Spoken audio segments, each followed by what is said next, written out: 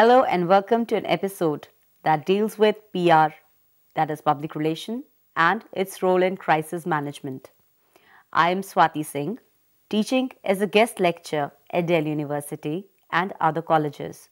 I am also working as a corporate trainer and a media consultant for various organizations. I have an experience of 11 years with media and 7 years in teaching at various North Indian universities.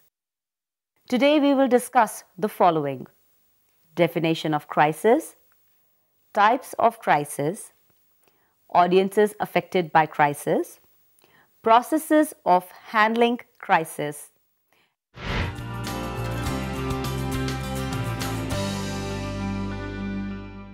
We would like to acknowledge that organization life is as complicated as any individual's. In today's world, the organization exists in a volatile environment. Any changes in technology, trends, and policies, emergencies could lead to issues. Also, natural calamities, employee outbursts, accidents are part of life for any and every industrial body.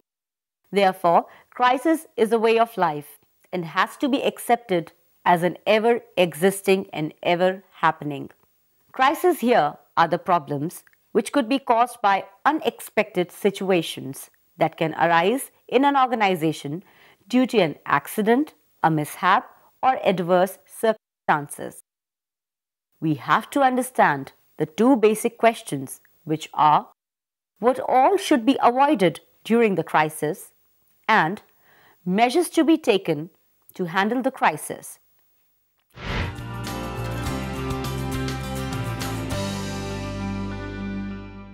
Crisis is rightly known as some unexpected event which is unwanted or unrelieved. At times, there are major problems which are faced by an organization, individuals, and government in the wake of crisis. It is but natural to have crisis in life of an individual, organization, country, etc. Since there are many a times when unforeseen circumstances occur, crisis management is a way of handling those problems right from their very root. A planned process provides a clear solution, which is discussed in this episode.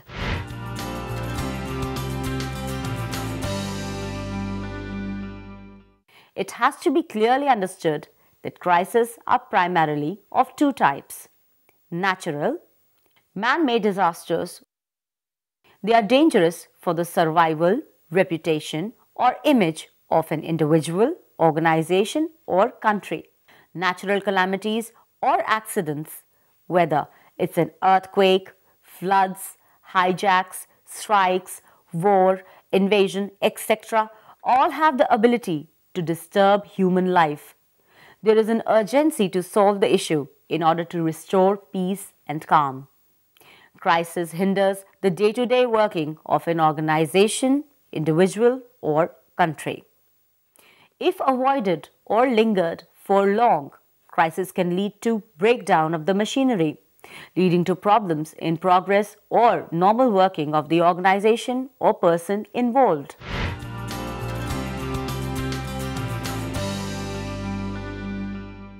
Crises are of the following category: perceived crisis. Masses can see from a particular viewpoint at a situation that will or have the possibilities of arising. Intrinsic crisis, total situation as seen by a neutral observer with all the facts. Immature crisis, it's instant and irrational crisis, which is defined by denial, shock, and panic. Masses affected by crisis are generally those people who are connected to the concerned organization, person, or country. They can be ministers, voters, international allies, lawyers, public consumers, pressure groups, media, and others. Now, let us understand the various areas or situations which could witness crisis. Crisis could be on various facets, namely environment, government, corporate image, safety, health, security, economic, social, political issues, etc. A public relation officer is expected to have an understanding of the environment and great presence of mind in order to handle crisis. As far as a corporate is concerned, the crisis would come in shape of operational viability, reputation, credibility, financial stability, legal action, strike, a walkout, recession, inflation, etc.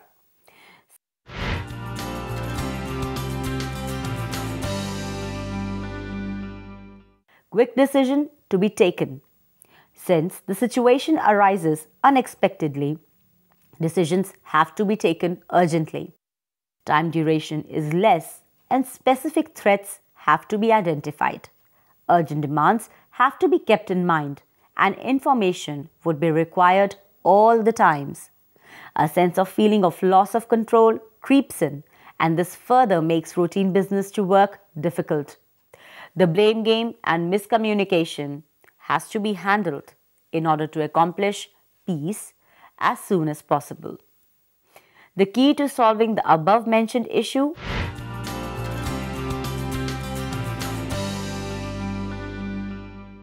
the measure adopted for prevention would be a continuous scanning of the environment, collaboration with various organizations which would help in pacifying the problem.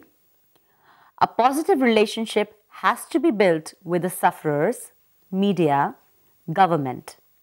Moreover, information or updates on the crisis should be provided on a regular basis to all the concerned parties in order to handle the gossip, grapevine, and rumors. When the crisis that hit Coke happened, Coke was sailing along quite comfortably in the Indian environment, figuring out that all it needed to do was market a dark colored bottled drink. Also comfortable in the fact that using an existing Marcom agency, it would be able to create the right kind of ambient noise to sell a standard consumer product.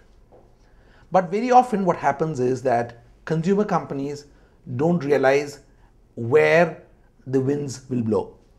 And the winds that blew in here came from an activist organization which tested and found that the water which was going into the manufacture of Coke was contaminated.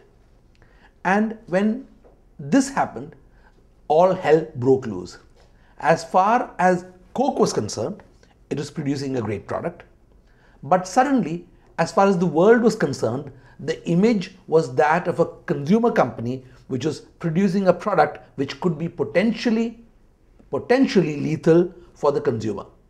So, as a result, you had a situation where the image of the company and its product was tarnished by what seemed like an authentic, what seemed like a scientific, and what seemed like a totally unbiased report which only had the consumer's interest in heart. This is what very often happens with consumer companies. They think that they're selling a product, they think the product is great, and the only battle that seems to remain is the battle for market share. But when ill winds blow of this kind, you can get struck and the brand is affected, sales then plummet, and the company is then buffeted by the winds that they don't expect will turn up. This is what happened to Coke. This happened. They recognized that the agency they had on board, which is obviously not Perfect Relations, was not adequate to the challenge. And they also realized that unless an agency like Perfect Relations was going to manage the crisis would only grow, and that the entire existence of the company's product would become the subject of both judicial scrutiny as well as police investigations, but most importantly of consumer anger rather than just consumer acceptance. So when anger replaces acceptance, you are talking of danger to the brand. So what did Perfect Relations do? Clearly, the first problem was to ensure that the potential legal ramifications of what Coke had produced were out of the way. So the first thing we had to do is ensure that the product was tested independently, not just domestically, but also globally, to ensure that you could establish that what went into the manufacture of Coke, i.e. water as one of the main ingredients, was not only absolutely and perfectly clean, but also conformed to all the global requirements of raw materials that go into product of a consumer product, to the producer of a consumer product. This was one.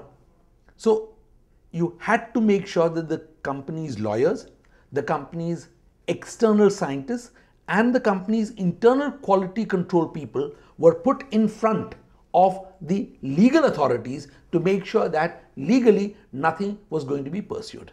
So once that, and that is not a simple matter, it required understanding the local environmental situation, it required understanding what the regulations and rules were, it also required getting the company's CEO and others involved in conversations with people who were directly responsible for enforcing the nature of regulation.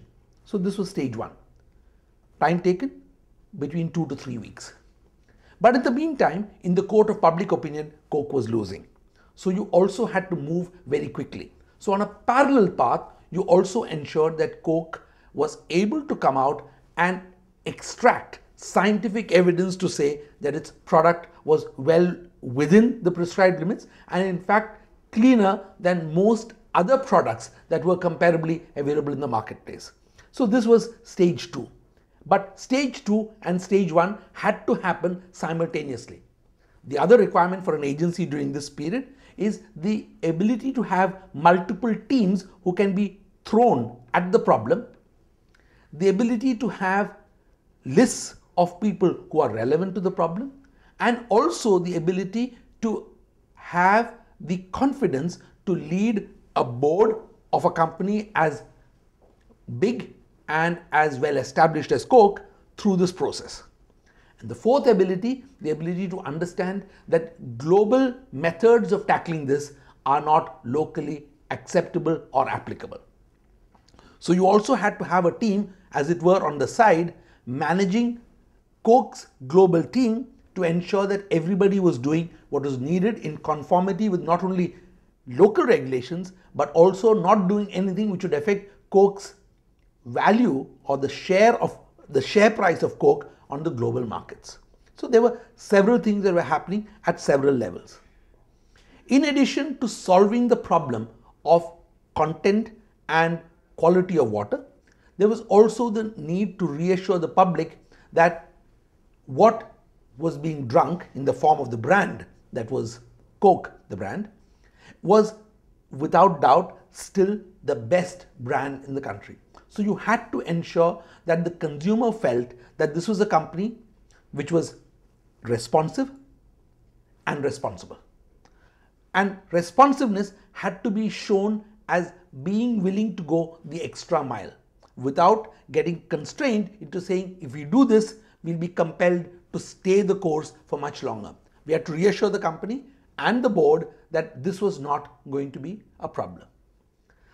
The third activity which actually had to happen was also to ensure that a certain level of ombudsmanship, external whistleblowership, was brought into the company as part of its long-term process. So we recommended to Coke, for example, that they should have an India advisory board which would be mandated to look at process and procedure which went beyond what the brand required. So again, matter of thinking, strategy, localization, and the ability to understand what kind of people would be brought to bear on this.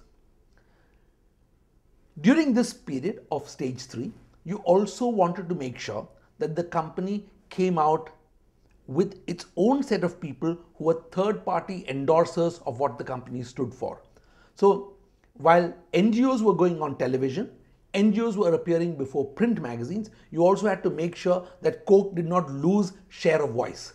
The share of voice aspect is something again which requires not only the ability to manage in English, but also the ability to manage in at least 8 more languages, which became very critical because in a sense the action shifted out of Delhi into Kerala. When you look for an agency like this, what is it that crisis management is about? Crisis management is the ability to communicate in multiple languages, in multiple jurisdictions, and in multiple cultural settings. And without this ability, most companies are unable to provide the level of comfort of crisis management that a large global corporation requires in a large market like India.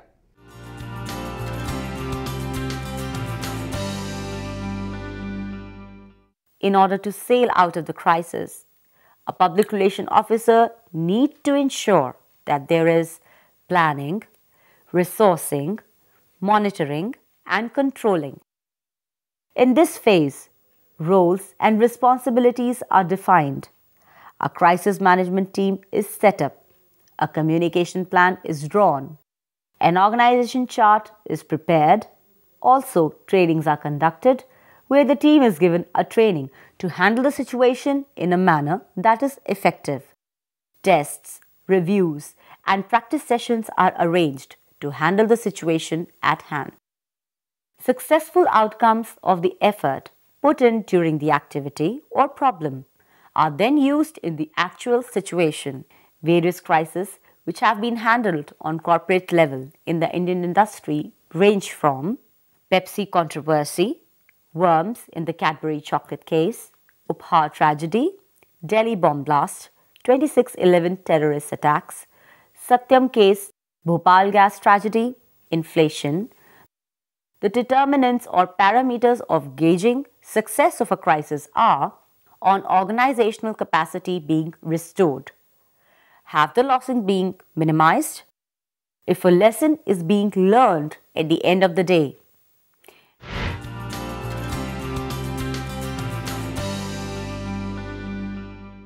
While working with media, a public relation officer keeps in mind that the situation should be dealt with accuracy and simplicity.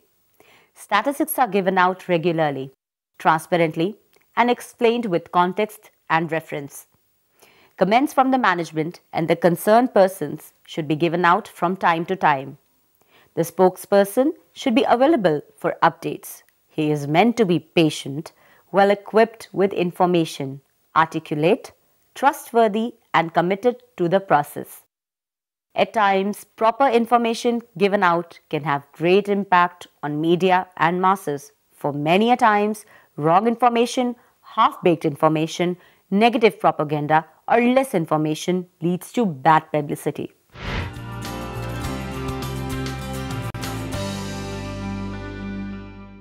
Media is kept in loop by arranging help desk conferences, media briefs, interviews, mobile offices, to name a few tools.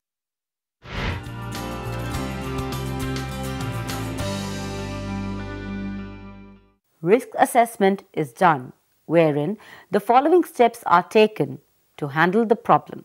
Risk is rightly identified where the whole situation is looked into with respect to the governing circumstances.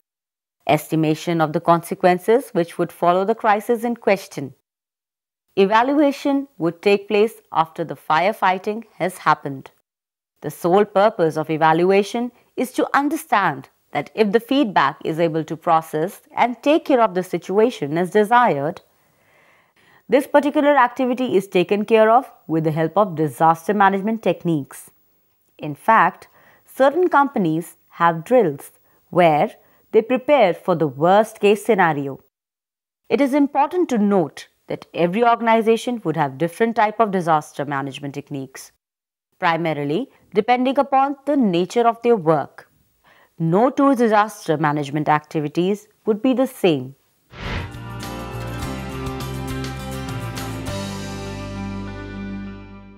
To control crisis from its very beginning, certain drills can be organized by the organization, especially for natural calamities, fires, or breakdown, which can help the workers or the staff in taking care of themselves and others in the adverse circumstances.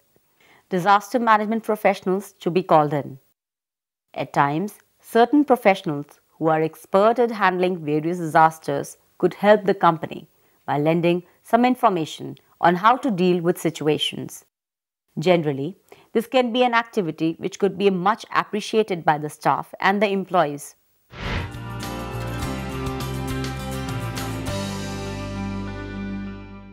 Many companies need to take security measures prescribed by the government. Working on industry standards and following certain security guidelines can help us handle the problem from the very starting.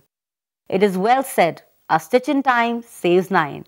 For example, fire engines, fire extinguishers, emergency exits are answers to solving some of the basic requirements to prevent fire, crisis, etc. Opar tragedy is a great learning for us, where many people got badly injured and a few died due to the stampede and non-availability of exits, which are supposed to be there and is a mandatory prerequisite in cinema halls. Such incidents are reminders to the organizations of keeping their own system and infrastructure in check for any crisis occurring at any time.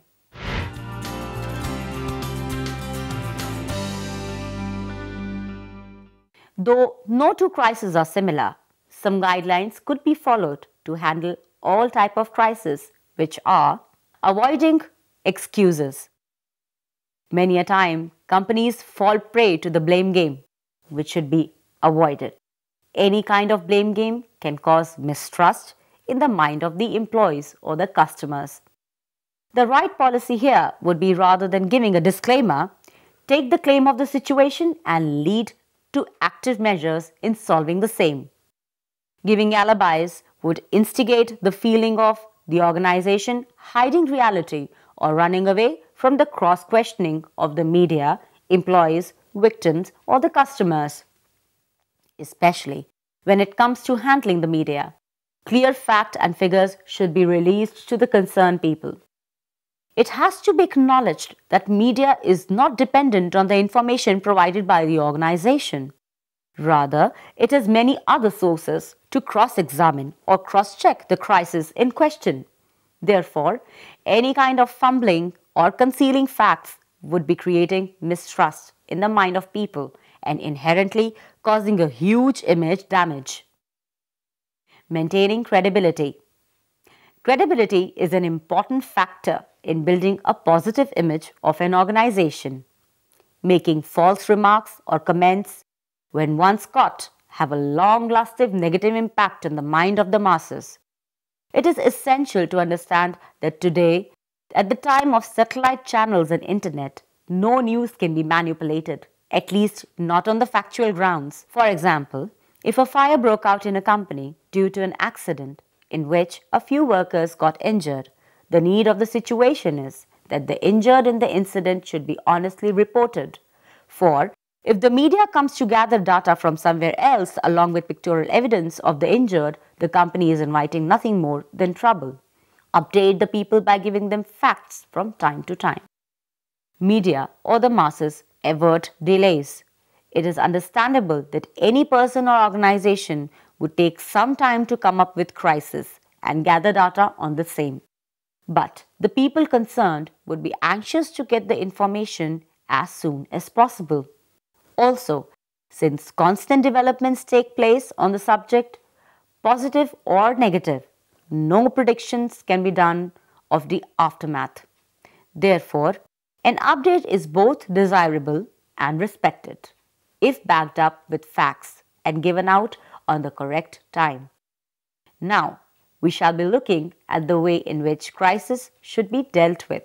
Various steps to be taken to deal with a crisis are: a high alert should be declared and the organization in question should at the same time take charge of the entire situation. Also, an FIR should be lodged immediately, which should talk about the nature of emergency. How did it occur? What happened and how did it happen? Number of casualties, if any, injured being taken to the hospital, given first aid, all needs to be reported. Have the families of the victims been informed of the tragedy which took place? Provide a timeline, as in when all facts about the incident are likely to be available for the masses and the media. Understand that a spokesperson has to be deployed to answer the question of media and people, families of the injured, etc. This person should be an insider who should be a good communicator. The spokesperson should be updated with the facts and information on the disaster in discussion. A hotline should be set up. This activity should be clearly announced at the outset of the disaster. A hotline helps for any public inquiries. This measure would provide confidence and support to the masses at large. A press cell should be created where media should be given an update on the event. It's a confidence-building measure as well as a face-saving exercise. Meeting the families of the injured and meeting patients at the hospital by the top management is a very crucial step in harnessing good relations and generating positive response towards the organization. Announcing compensations is another way of ensuring that the families are assured on no loss. Government has taken up this measure many a times for various crises, that is, for train accidents, riots, natural calamities, to name a few, have been compensated by the government time and again. After the crises are over, the situation should be reviewed and there should be an understanding of the actual reasons which led to this situation. Precautionary measures should be charted out and brainstorming sessions should be done on creating policies and measures which would handle such a situation. Well, for the next time it arises.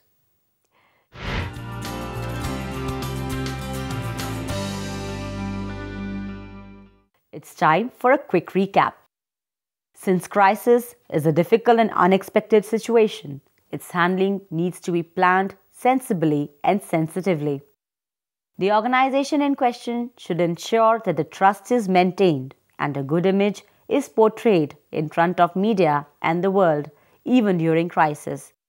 A public relation officer needs to take up certain confidence-building measures like creating hotlines, opening media centers, giving compensations, visiting the injured in order to curb the negativity of the situation. Later on, when the disaster is over, a quick review should be taken of the entire situation and any further problems of the same nature should be avoided by arranging drills for handling various disasters, creating safety kits, keeping up to date with security measures, etc. We have to keep in mind that at the end of the day, the sufferers of the crisis expect that the organization, person, or government in question should take the responsibility of their action, willingness to take a positive action to take care of the problem in hand. Therefore, an expectation of facts should be provided and action should be taken to punish the wrongdoers. Thank you and goodbye. I hope you enjoyed this lecture.